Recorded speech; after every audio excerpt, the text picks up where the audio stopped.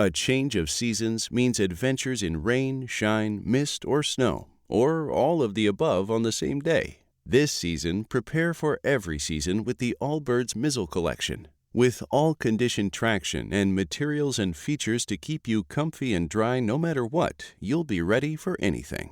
Go to allbirds.com and use code FRESHSOCKS for a free pair of socks with your purchase. ALLBIRDS.com, code FRESHSOCKS. The holidays start here at Baker's with a variety of options to celebrate traditions old and new.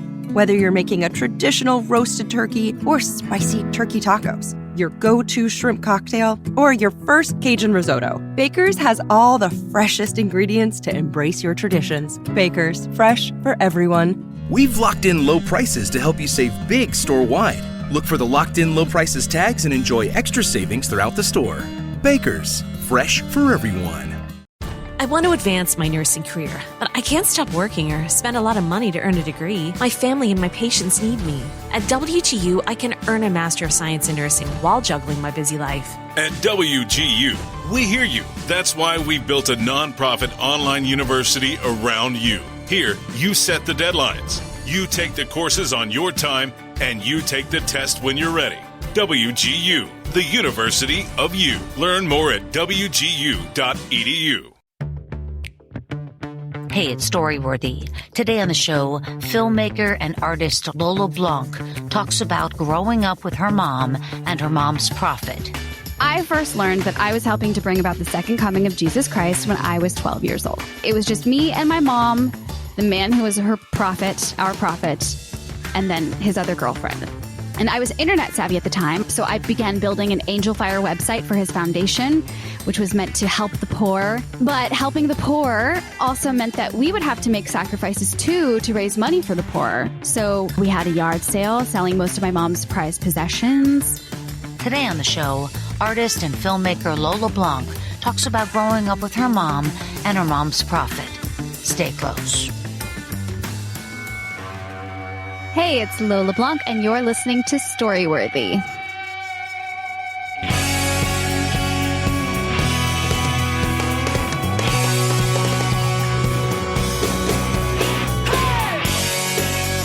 Welcome to Storyworthy. My name is Christine Blackburn, and I'm coming to you from Los Angeles, California. Whether you're a longtime fan of the show of almost 12 years now, or you're a new listener, welcome to Storyworthy. I hope you guys enjoyed the show last week with Gianmarco Cerisi. He shared a really good story, and for whatever reason is not coming to mind, but that's not the point. The point is he's a very talented guy. Go back, you guys. Listen to Gianmarco Cerisi, but not today, because today I have on another very talented person, and you're never going to believe this. She's not a comedian. Although you do seem funny because you do so many amazing things. Lola Blanc is here, and she is a filmmaker and a musician and a singer and a fashionista. And really, you are a lot of really cool things. And Lola brings forth the topic, Me, My Mom, and a Prophet. And I'm not sure exactly where she's going, but I know it'll be good because I love... I don't know what the fascination with cults are, but I do love it. And I guess part of it is that, like, I have a child and I can't even imagine, like, putting her in any religion, let alone, like, one that's kind of, out there. Did your mom do other stuff that was really out there, Lola? In a good way.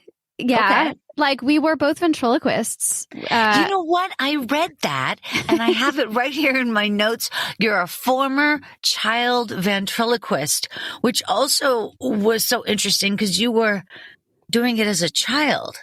Yeah. So my mom was doing motivational speaking and also was doing beauty pageants. So she wanted to, like, spice up, her talks and her routine. So she started learning ventriloquism, and I just, like, kind of caught on to it. So we started doing it together and performing at school assemblies and in Las Vegas at the ventriloquist convention, which is hilarious. Really? And we went to auctioneer school together for a week and learned, really it was a weekend, and learned how to do auctioneering. So yeah, we definitely had, like, quite a colorful... You learned auctioneering as a ventriloquist? Well, they were separate skills, but I did combine them and do auctioneering with through my puppet or whatever. Can you still do that? I can do a little. I can do the ventriloquism. I can do a little tiny bit of auctioneering. Can I hear any auctioneering? I always find that fabulous. Okay. If I would go 5 would 5 down that 5 I had to 10 would 10 would go 10 down 10. That's all I remember how to do. Oh my gosh, you sound like you're rapping in a way. Lola, you are so multi-talented. Holy cow. I don't know if that one counts, but thank you. Oh my gosh, that's so funny. And so what was your doll, or who was your doll? Actually, she's still somewhere in this closet. I have a giant lollipop somewhere, at the size of my torso.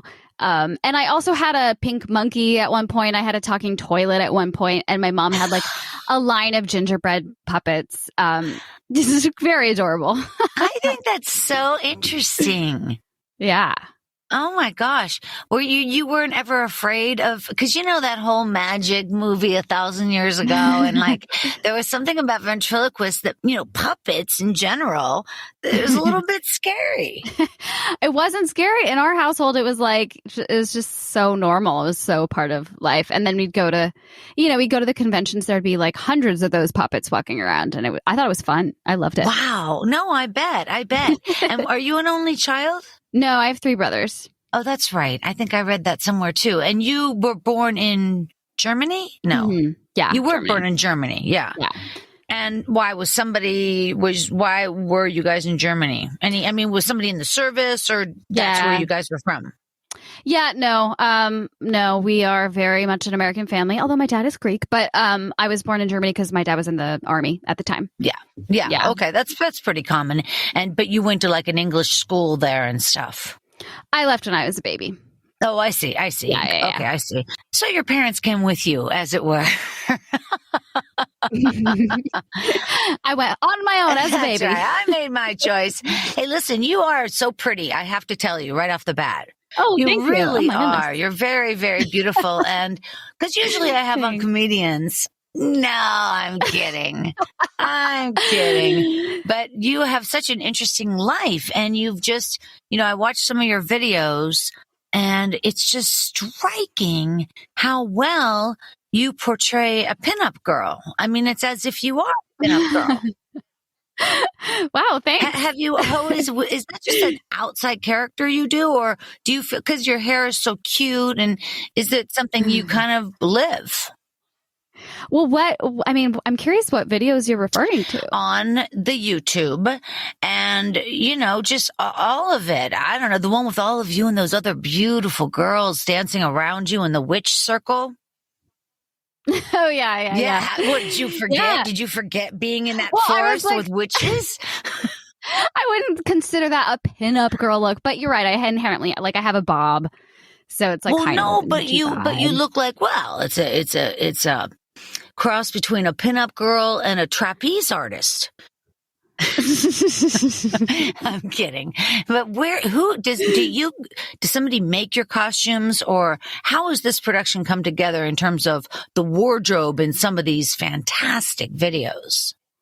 Thank you. Oh my gosh. It depends on the video, because often my budgets are so small that I have to style them myself. Sure. But then sometimes I'll have friends who will design costumes for me. On my last music video, Here Come the Wolves, my friend Phoenix Mello was kind enough to design the costumes, and she's incredible. She's award-winning for shit she's done with Katy Perry and stuff. So it just depends. Now on that video, but that lighting was so amazing. Who was the DP on that? Because that project must have been really exciting to shoot. Oh my gosh, it was so hard. I will now shout out one of my best friends who is the DP. Her name is Sonia Sippen, incredibly talented. Highly recommend her. But Did she light it as well? Mm-hmm. Because it is stunning. Yeah, so she did all the cinematographer, so she did all the lighting, and wow. She's amazing. She's shot my last several projects other than one. And in Here Come the Wolves, you wrote that song as well. I did. So you wrote the song, you sing the song, you made the video. I directed the video. Yeah. You directed the video. That's a huge project. Yeah. Thank you for acknowledging that. It was really hard. I mean, it's like other people might think like, oh, well, somebody paid her to do that. Well, no, you do that, right? Yeah. No, I'm just saying, like, okay, mostly I have comedians on this show. And sometimes when you talk to a comedian, you'll learn that, they have a show on or off Broadway, but they paid for that theater. You know what I mean? They made that production happen and now they're there. It's not like you get paid to be on Broadway. You know what I mean? Right. It's like your show. In other words, you're the production, you're everything. So everything that you're putting out, either you hired those people in the crew or somebody, but in other words, the money, I'm just saying it's very impressive to see how much you've done. Thank you so much. That video almost killed me, so I appreciate it. And today you bring forth the topic, me, my mom, and a prophet. And like I said, everybody finds cults fascinating. I mean, who wouldn't? It is fascinating. And I start thinking, like, at my age, like I said, the girls that or guys that I have on the show, who are talking about this, their parents are like in their 60s and 70s, not that much older than me. And I just think like, God, like what happened in their lives that got them to the place to think like, oh, well, yeah, I'll just take my daughter here or my son here. I'll just, we'll believe this guy. We'll believe this rhetoric. Well, even like the QAnon people now. I mean, it's crazy. The way it happens, though, is very gradual. And the common phrase is nobody joins a cult. Nobody is signing up for a cult. They're signing up for something that they think is offering them something genuinely really valuable. And the red flags aren't really there yet. It takes time for that to sort of appear. And by the time that happens, you're already so emotionally invested in this group and you've devoted your whole life to it. I also have a podcast called Trust Me, which is about cults. I was just going to bring that up. The Trust Me podcast, you and your co-host have both been, come from that background. Yes. And then you have on other people coming on talking about their experiences. So it's a great show. Congratulations on that as well. Thank you.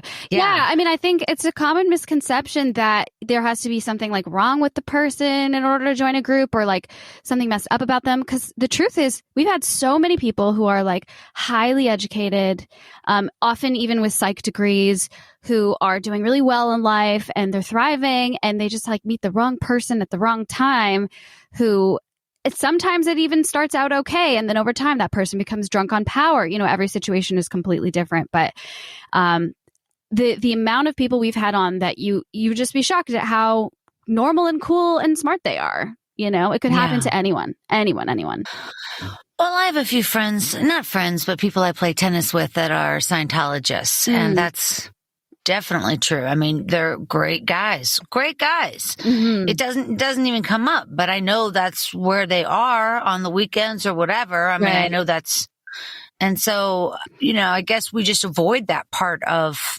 our friendship. Right. Probably. And we don't really need to be friends. I mean, and we're just like saying the score to each other. It's not like, it's not like we're really that involved every 2 minutes, because we're hitting balls. Yeah.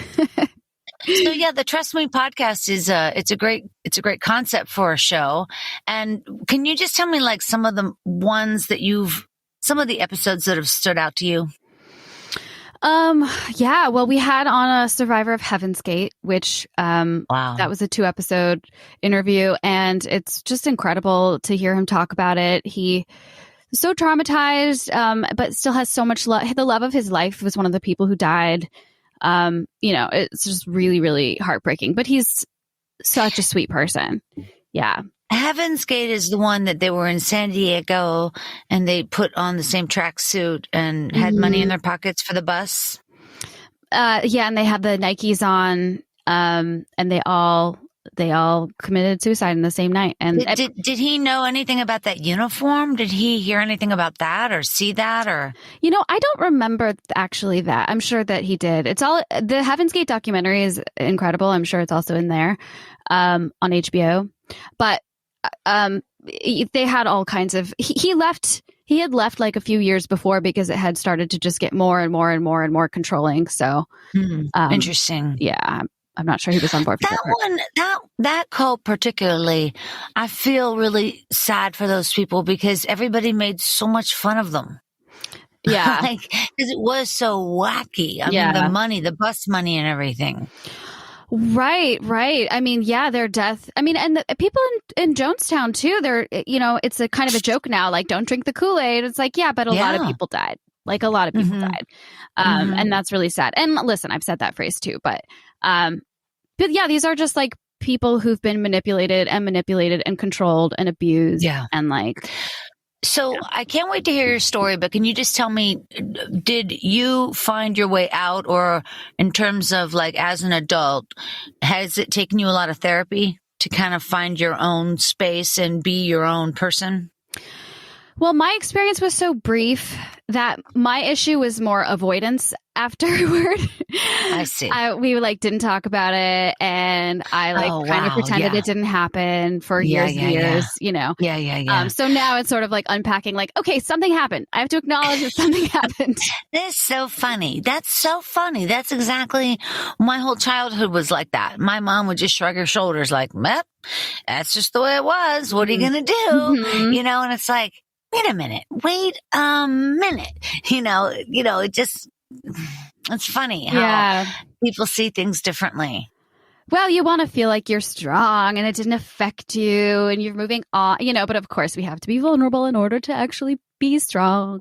Yeah, but I'd rather be, I mean, that, across the whole country, in the United States, it seems to be that same struggle. And I'm not saying the blue states and the red states, but there's still this, like, there's an amount of education that people have to have in order to understand that it takes a therapist most often to sort it out. Yeah. So they bury stuff. And then they live a small world because, I don't know. I don't know. Look, I'm not a psychologist. I'm just thinking in my head, because I've been through a lot of therapy and, so, and some of it, I think is like from my Catholic upbringing myself in terms of, because that's almost a cult, it's every mass is the same. It's the same rote prayers and the same, there's only a small chunk of the mass that is different every week. Yeah. We've gotten a lot of DMs saying as much. Former Catholics, right? Yeah, I believe that. All right, well, listen, we're going to get over to your story in just a second. But before we do, I wanted to remind everybody that we are playing Story Smash, the storytelling game show, every month at the Hollywood Improv. Check the website, storysmashshow.com, for the next one, the one here in March, because I don't have the date on the top of my head. But do check the website and also follow Story Smash on Instagram at Story Smash. All right, you guys, she's here right now. You hear her, Lola Blanc. She is a singer, songwriter, filmmaker, director, a writer, and an actress. And so when I say that all those things, you do truly have credits in all those things. We didn't even mention your fashion and, modeling. Would you say modeling or... I wouldn't, I have modeled, but it's more like I've done like shoots for like to promote my music or whatever. Sure. Because I know that you were photographed with Vera Wang Princess and Makeup Forever and Pinup Girl Clothing. No, those were all outfits, right? Yeah, I did do some modeling, yes. You do dabble. You dabble in the photographs. Yes, of course. But then you were also on American Horror Story Hotel, and that must have been a great opportunity, right? Yeah, it was incredible. It was just a day. It was just one day, but yeah, it was very intimidating and exciting. Why was it intimidating? Just because it was my first TV credit. It was my first time being on set with famous people. It was just, I like kept messing up my lines because I was so nervous. It was, I had to be half naked in a scene, or just like in my underwear. It was very nerve wracking, but it was fun. No, I can imagine. now I've been around a lot of sets. Listen to me. Oh, but mostly commercials. I've done mostly commercials. But the point is like I get the whole thing. But if you're walking into something like that and you've never been on a feature film set, that could be completely overwhelming. Yeah, I mean, I had done a bunch of indie projects, but never like national television, a major TV show. But you knew not to like get in anybody's way or stop and talk to a light guy or you know what I mean? I knew how to be on set. Yeah, that's what I'm saying. No, but there's a whole thing with the set etiquette, and right. Especially if you're an actor, you're kind of like the bottom of the rung until they call for you. Uh-huh. And then you're supposed to magically appear. And, that's a lot. But congratulations. That must have been really fun. Oh, thanks. Well, hopefully there will be more to come. Yeah, well, of course. Why not? And again, you have the Trust Me podcast, like we talked about, which is a podcast, like we said, about cults. And you and your co-host, what's her name again? Elizabeth? Megan Elizabeth. Aha, Megan Elizabeth.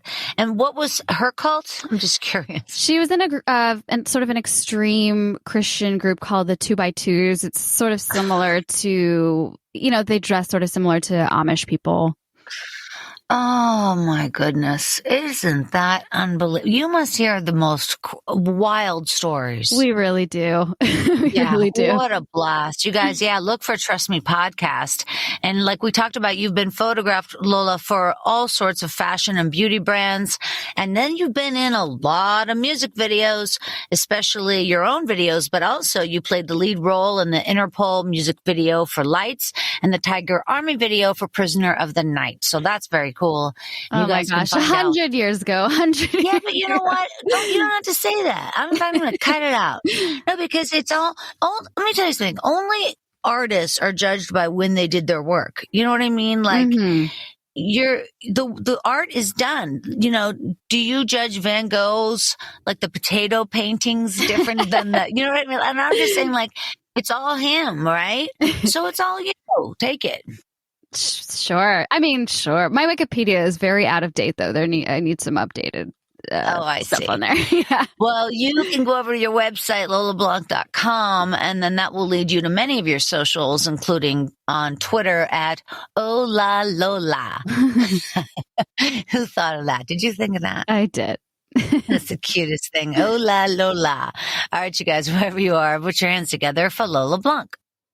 Okay, here we go. So, when you know the world is ending, and you're one of the only people on Earth who knows it, you walk around feeling like the absolute coolest person in the world. You have this authoritative edge over everyone you meet. That kid at school made fun of you. I will show him who's really cool in just a few months when the world ends. That teacher gave me a B on my test. Oh, please, I am chosen by God. I deserve an A in everything. That family I'm staying with who punished me for something minor while my mom lives separately from me at the behest of our prophet. They will feel super bad when Jesus comes back and I'm the one who helped make it happen. So I first learned that I was helping to bring about the second coming of Jesus Christ when I was 12 years old.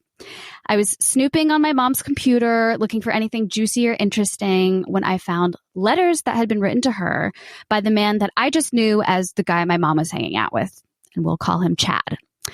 So I had a strange feeling about Chad when I first met him. I didn't quite trust him, but that was also kind of common for me as a kid. I didn't really trust men, and he won me over by taking me grocery shopping and buying me lots of snacks. Turns out that gushers have a special power to earn trust. But more importantly, before we met Chad, my mom had a dream about a man that she thought that she was meant to marry after she had prayed about that specific thing. And she had told me all about it. There was this man with long hair, and she just felt like there was something special about this person. So then she meets this charismatic man at a Mormon singles dance who seems intensely kind, and he looks just like the guy from her dream. And especially in the context of being devout members of the LDS religion, which had a culture that was just brimming with signs and dreams and revelations, there was no way in our minds that this could not be significant. So when I found his letters and saw him talking about the second coming, a concept that I was very familiar with thanks to the Mormon belief that the end is just around the corner and Jesus could come back any day now, I was shaken. He was saying something about how my mom was chosen by God. And I asked her about it and she confessed, yes, Chad is indeed the new prophet. So I'm going to back up a little. So the founder of the church that we had been members of my whole life was a man named Joseph Smith. And as legend has it, sometime in the early 1820s, Joseph went to the woods when he was just 14 years old to pray to Heavenly Father because he didn't think any of the churches in his area at the time were the true church. They didn't feel right. So in this part of the woods, known to Mormons as the Sacred Grove, God and Jesus appeared to him and told him that he was right. None of those churches were true. And he, Joseph Smith, had been chosen to start the real Church of God as prophet. So according to Joseph, the Bible was real, but there was another sacred book that had been lost to time, and that was the Book of Mormon. I can't, the fact that you even grew up in that cult, Lola, is, you know what I mean? Speaking of cults, you were already in the Mormon church. I'm sorry, I didn't mean to interrupt. Go No, ahead. you're fine. You're fine. Yeah. I mean, I know there's so many too, and we'll get into why. But so Joseph translated this ancient book after an angel showed him where the so-called golden plates containing the scripture were located, buried in a hillside, along with 2 seer stones that helped him translate the scriptures while looking into a hat. So regular people never got to see the golden plates. They never got to see the stones. That was only for the prophet and the select few helpers. But a portion of the scriptures called the sealed portion was sealed up to be revealed again in the end times. And after Joseph Smith died, he was succeeded by a long line of prophets in the LDS Church, which continues today. They're supposedly directly in contact with God. So Chad comes along. He starts telling people, like my mom, that he's the real prophet. And just like Joseph Smith, he is in communication with Heavenly Father, and he is translating the rest of the scriptures, the sealed portion of the Book of Mormon, which means the end is nigh. So in the context of a culture that believes that one random guy was the first modern prophet and then a bunch of other random guys were prophets after him, a new random guy showing up and saying that he's the prophet and having text to show from his scriptures that read like biblical language honestly did not seem like that much of a stretch, especially considering she had had a dream about him before she met him. It was a deadly combination. So what did he look like? Tell me what he looked like. She describes the man from her dream as having looked like Brendan Fraser, a cross between Brendan Fraser and I think maybe Joseph Smith a little bit, but yeah, this long hair, sort of dreamy man. And this is so what this guy looked like. He was very handsome. You can see him on the internet still. I don't say his name, but he, you can look him up. He was a very handsome, kind of built guy. Fucking asshole. Okay. So I hate this guy. All right. So from that conversation with my mom on, I was in. You're chosen. And that means that I'm also chosen. And we're that special. That is a powerful feeling.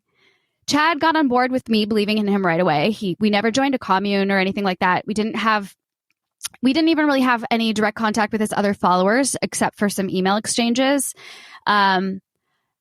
Except for he did have a girlfriend who claimed to be a follower, turned out not to be, which I will get into more in a second. But mostly it was just me and my mom, the man who was her prophet, our prophet, and then his other girlfriend, and then a couple other men here and there. Chad told us that he was helping the poor and needy as one of his prophet projects. He had started a foundation. And I was internet savvy at the time. I was 12, but loved, building websites and stuff. So I began building an Angel Fire website for his foundation, which was meant to help the poor. But helping the poor also meant that we would have to make sacrifices too to raise money for the poor. So, we had a yard sale selling most of my mom's prized possessions. And all of this made sense to us because Mormonism is steeped with the concept of tests. Like Abraham and Isaac, right? God is testing you in this life to see if you're worthy of being accepted into the highest kingdom of heaven. So whatever trials you experience, no matter how challenging, they'll be worth it as long as you stay righteous and obey your leaders. And, hopefully you won't actually have to sacrifice your kid, as what happened with Abraham and Isaac in the Bible. So when Chad told my mom that my brothers and I couldn't live with her anymore, that also made sense to us. But my brothers didn't know why they were going to live with my dad. I was the only one who knew, but I wanted to stay near my mom in Utah. So I asked a boy in church if I could stay with his family, and I did. They said yes, and no one knew why. To this day, I don't think anyone knew why I was there. But I didn't fit in with the new family. I would surreptitiously be having phone calls with my mom about the work that she was doing. And she seemed really sad and she seemed really dark on the phone, but I didn't know exactly what was going on. I just knew she was just doing something really difficult for God because the end was coming, you know. I ended up visiting her in the place that Chad had sent her to live because she wasn't living in her house anymore. And it was terrifying. It was in a rundown hotel. With hotel in strong quotation marks, it was not a hotel. It was more of like an unregulated halfway house with all kinds of shady dealings happening there. It was certainly not a place for a vulnerable, beautiful, single woman. We had to use the bathrooms in the hallway. There were roaches. She had stalkers trying to break in when I visited. And I knew she was depressed and I knew she was in danger, but I thought that it was just a test and I thought it was going to all be over soon. One day, I tried to bear my testimony while praying back at the family's house, saying that I knew Chad was a prophet and that his church was the real one, but I couldn't bring myself to finish the sentence. And I didn't know why, and I didn't necessarily trust that feeling yet, but I told myself to take note of it because maybe I'd want to remember later. I felt very alone in the new family. The father was strict. Most of the kids were boys, and they were mainstream Mormons, not like extreme or anything, but the rules there were more stringent than they were from our prophet. Like we couldn't watch anything fun on TV. I remember being told to change while getting ready for church one day because always the fashionista. The purple fishnets I had on underneath the knee-length dress I was wearing were too risque. And I was so angry at the mom for making me change because what did they know about what Heavenly Father wanted for me? I was the man who was, I was chosen by the man who was directly in contact with him, not them. And I clung to that idea that I was chosen whenever things started to feel dark. Well, it'll all be worth it. It's hard right now, but I'm special. Mom is suffering and I'm suffering being apart from her, but it's all going to be over soon. And it was, just not for the reasons that I thought. The world, as it turns out, did not end. My mom came to see me one day at the family's house and sat me down on the hill outside because apparently all good revelations pertaining to Mormonism happen on a hillside. She told me a man had been sent to her by Chad for unsavory reasons that I would come to understand later, and he'd broken down crying. He told her it was all a lie, that Chad was not a real prophet, and that the money that we'd given him, really that she'd given him, for the poor and needy, he and his girlfriend had just taken it for themselves. And thankfully, by the time this man came, my mom was ready to hear the truth. She was so broken down. She wanted to get out. And she let him help her out and get her out of there. And she came to get me. And what I didn't know, as we picked up the pieces of our lives and looked for somewhere new to live with no money to our name and nowhere to go, really, was that my mom had been severely traumatized during those months. She'd been brutalized and beaten and trafficked and emotionally tortured whenever she pleaded and asked why God would want that of her. Why would he want that? And they just kept saying, you have to do it. You have to do it. So she nearly committed suicide, but a necklace that I had given her reminded her to stay alive for her children. I knew she'd been suffering, but I did not know the extent of what was happening. Somehow, we found a new place to live. My brothers came back to live with us, and we went on with our lives. And it took us years to be able to talk about it, and even longer to start to heal. Finally, all of these years later, we've learned how to tell our stories, and we've been telling them loudly and unashamedly in hopes that maybe someone else out there maybe also thought the world was ending. And maybe someone also knows what it's like to feel special, chosen by God, 1 in 7 billion, and maybe they're familiar with that crash, that come down that happens when you discover the world isn't ending, at least not like that. You aren't chosen, at least not by God, and you just got manipulated by a very, very bad person. So maybe someone like that will hear our stories and feel a little less alone, and maybe we can forge a community that can help each other feel special in a whole new way, a much healthier one, the kind that comes with acknowledging reality, feeling the pain of a difficult truth, accepting it, and moving forward without shame. And that, to me, is a much cooler kind of cool. Aw. How old was your mom when this occurred? Let's see. So this was 2000. So she was about 40. Yeah. It's so upsetting. Oh my gosh. I mean, for her, of course, how tragic. And for you, all of a sudden, you're 12 years old and you have to be the parent. I mean, in some ways, certainly not in others, but, I was worried about my mom. That's for sure. Yeah. But I mean, what your brothers just split? I mean, they were just living with your dad. Didn't they ever say, what's going on with mom? I mean, if it was, what was it, like a 2 or 3 month period, right? Yeah, it was like a few months. It might have been longer than that, but yeah. What were your brothers doing? What was their interaction with her? I mean, I want to say my little brother or one of my brothers also visited her with me, but my dad lived in California and we were in Utah. Yeah. Gosh. Yeah. Wow. That is so traumatic.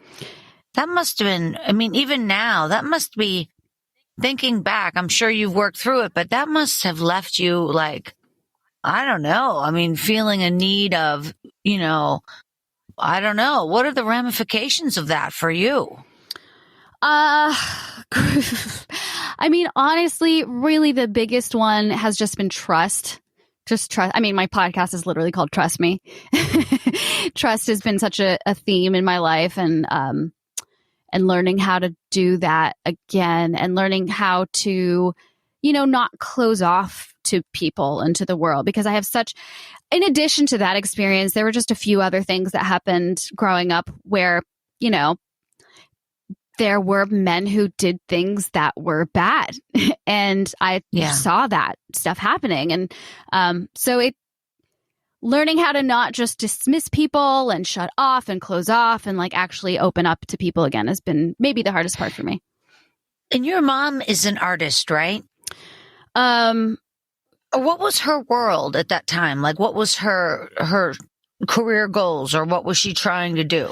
So she was actually developing a children's TV show. She had this whole line of puppets. She had these books she was working on. She'd already written children's books that were awesome. And Mickey Rooney was involved. Like, she was doing a kids TV show. And then this guy thought she was going to make a lot of money and kind of, zeroed in on her. Wow. That is really tragic. And your brothers, they're in California. Mm-hmm. Why, it wouldn't even occur to them to think that, our mother is now living in filth and getting hurt. Yeah, they had no way of knowing. I mean, we weren't supposed to talk about what was happening. That was, we were supposed to act like everything was normal. And we'd kind of gone back and forth between our parents' houses because we all moved a lot, and my dad traveled a lot for work. So. Yeah. After your mother left and then she picked you up, and then how did she even know where to go? Did she go to a woman's shelter, or where did she go right away? I can't remember exactly where we went. I think we stayed with a friend for like a night or two. I've asked her this and I don't remember what the answer was, but I don't know. I don't know how we survived. She had no money. Like we must have just she must have gotten a loan or something. Like, I don't know exactly how it happened. I mean, I can't even imagine how bad she would feel, not only about the money, but then about you losing everything you had and all that time and effort and the yard sales. And, she must have been so devastated. And then somehow she pulls through and you're a success. And she's like a warrior. She is like a warrior. And can I brag about my mom for a second? Because my mom lives in Short Creek in Utah, which is historically polygamous town. And the work that she has done for people who are either, getting out of a cult or currently in one doing harm reduction work is truly incredible. Like it's that would be a whole podcast of its own, the work that she's done. But she got her PhD in media psychology because her PhD. Yeah, she got her PhD at like 60 or something. And because she had been telling her story and it had been misrepresented in a way that was re-traumatizing. And so this became something that she was really passionate about, teaching people how not to re-traumatize victims in telling their stories. So now she also is doing all this incredible work consulting people on how to deal with victims, and like she's just fucking killing it. She's so empathetic and helps anyone who reaches out to her. Like she has truly turned this experience into the most beautiful thing. Yeah. That is so exciting. Wow. That's really wonderful. Utah is such a beautiful state, right? Yes. Gorgeous. Gorgeous. Holy cow. And because I think about all the national parks there, I haven't been in so long. What was your favorite place to go there? Well, I love where she lives now, which is southern Utah, which is near Zion. So is it near Bryce? Oh, it's near Zion. Mm-hmm. Nice. It's so pretty. They have like pink sand dunes on this side of town, and then they have like this other secret mountain no one knows about over here, and then like caves over here. It's unbelievable. It's such an interesting part of the world. I mean, the whole country, you know, people don't really think about Utah as somewhere to explore unless you've been there and you've seen it. Yeah. You know, it's so special. Yeah, it's a great place. Agreed. Did you grow up mountain biking? Fuck no. Yeah, me neither, man. That's tough stuff. I never wanted to get hurt. Same. I was always like, it's also precarious, you know, like, oh my God, I'm going to smash my head on that rock and that's it. No, I don't want that. I don't want to die doing something I don't even want to do, you know? Same. I won't go skiing either for that reason. Oh boy. Well, I do love skiing and you know, they've changed the equipment so much over the years. So it's pretty easy now. Like I skied for 2 days last month and I never even fell. Like, oh, wow. Because cool. Maybe I'm being more cautious too. I'm not like doing any flip the flues, as it were. Not much of that. And so I love the idea of Trust Me, the podcast. And how do you find your guests? I mean, after a while, you don't have any more friends that are in cults. So how do you reach out to people? I mean, first of all, we get sent stories a lot now, and I will often just like Google the people in the article and reach out to them. There you go. But if we just type in the word cults into news, there are so many, and there are so many articles coming out all the time. Like you'd be surprised. It's a pretty inexhaustible supply, unfortunately. Unbelievable. Yeah. I just feel so lucky to live in Los Angeles. And I mean, obviously we've got plenty of cults here, but I feel like there is, at least the people I hang around with and the people on my show, which are mostly comedians, they're more educated, you know, they're kind of ahead of that. Like there's the people I talk to don't seem susceptible to cults. But I know what you're saying. They are. Yeah, I know. See, I'm so sorry. I didn't mean to. I already reneged on what you already told me. I know, but I think it's important to discuss. I think it's important to discuss because that is the intuitive thing that you would think. But again, people with master's degrees in psychology and sociology, even like it's just because it's so gradual. And if they have more money, they're more susceptible. Is that right? I don't know. I think they're maybe more susceptible to a different kind of cult that maybe preys on a different value set.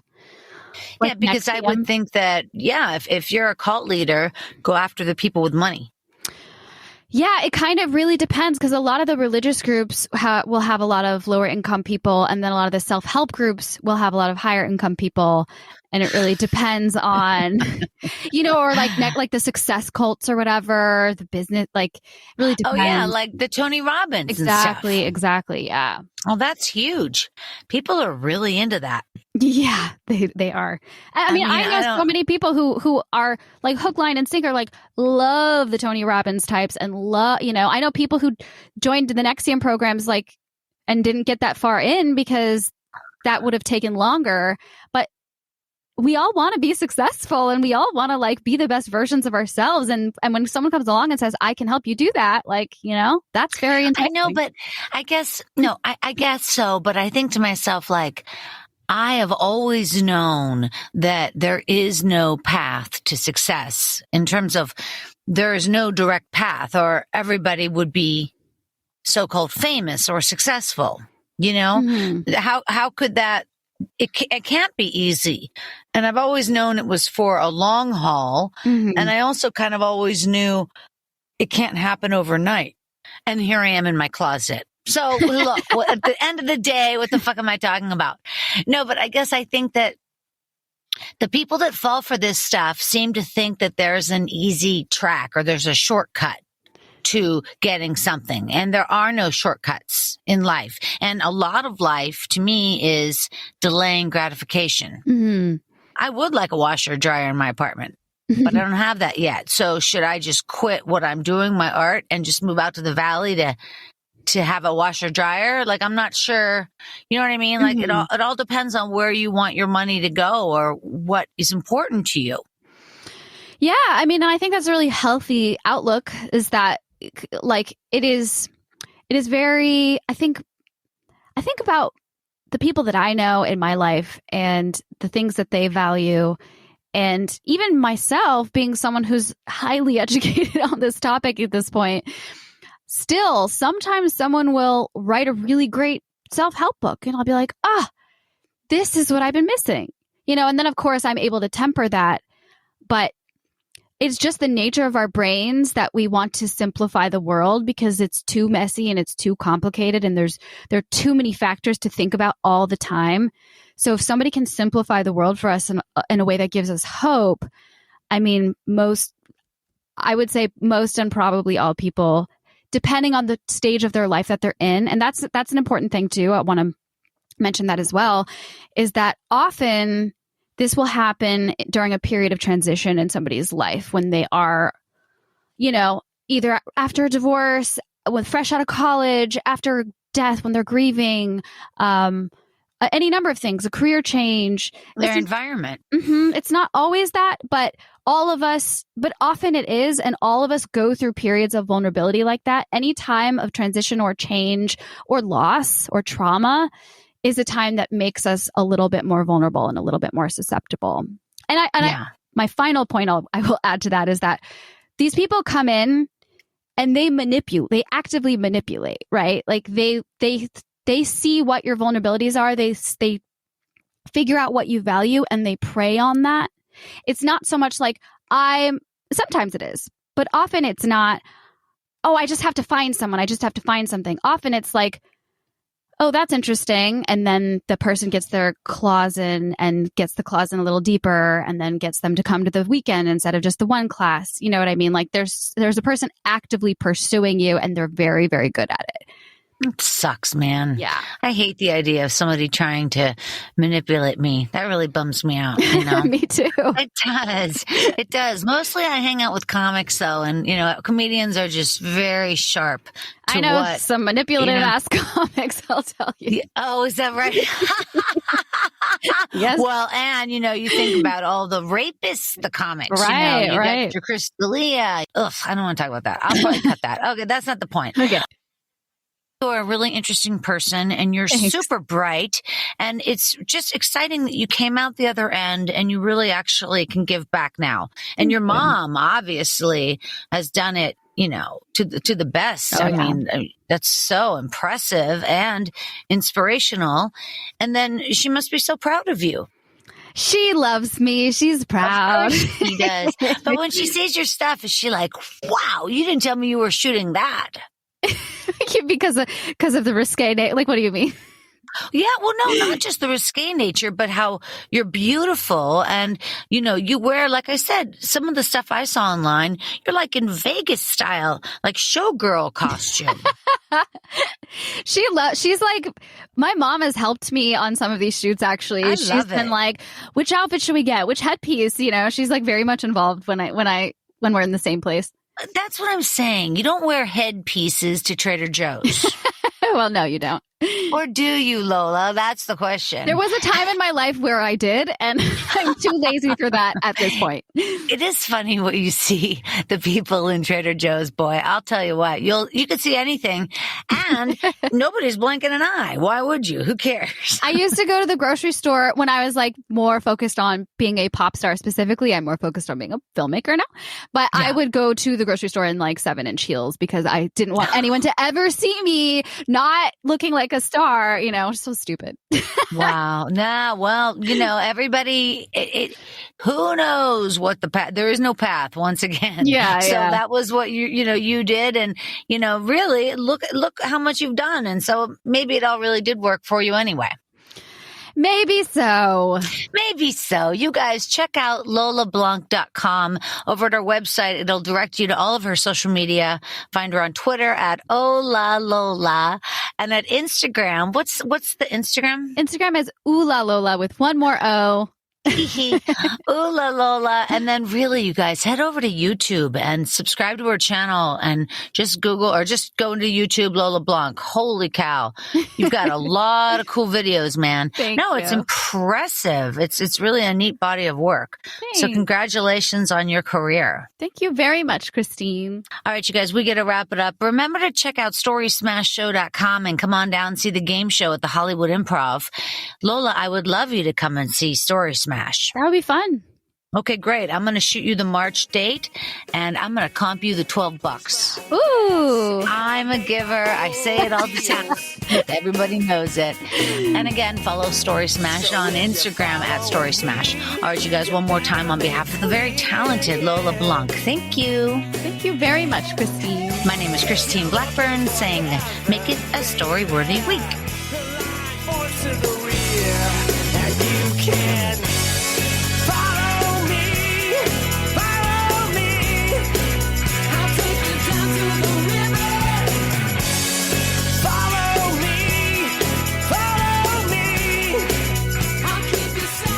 Thanks for joining us on the Storyworthy Podcast. We'll be back next week with all new stories. Subscribe to Storyworthy on iTunes and visit the Storyworthy website at storyworthypodcast.com.